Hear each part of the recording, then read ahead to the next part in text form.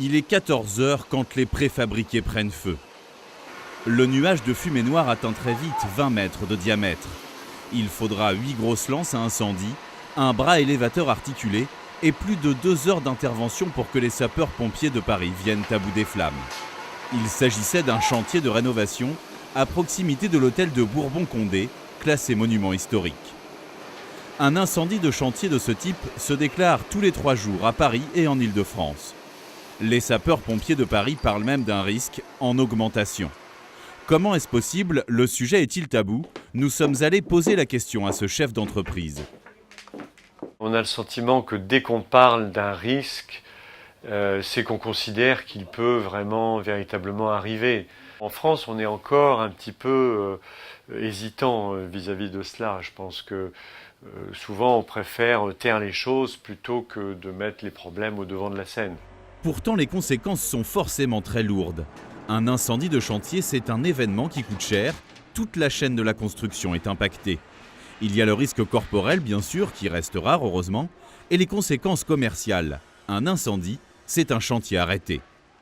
L'acte de construire présente un risque pour tous, et aucune phase ne doit être sous-estimée. La phase démolition reste le moment le plus dangereux, puisqu'on tronçonne avec des disqueuses, des tronçonneuses.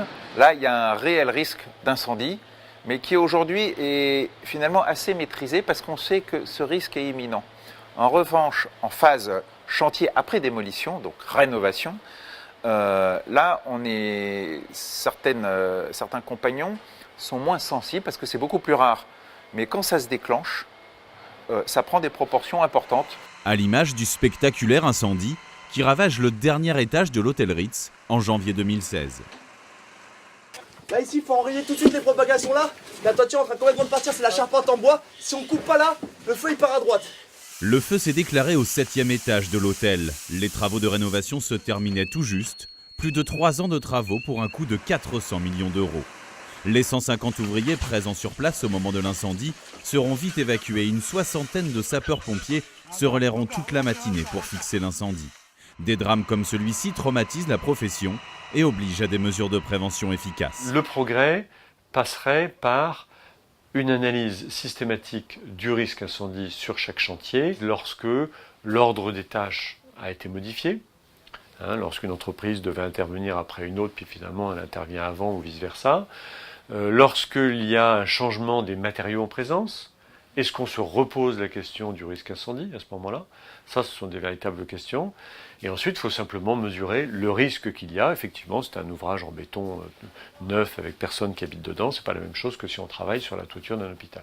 Des mesures de prévention du risque d'incendie qui s'exercent en amont, avec notamment la préparation et la signature du permis de feu et qui concernent autant le choix des matériaux que des éléments de construction vis-à-vis de leur sensibilité au feu.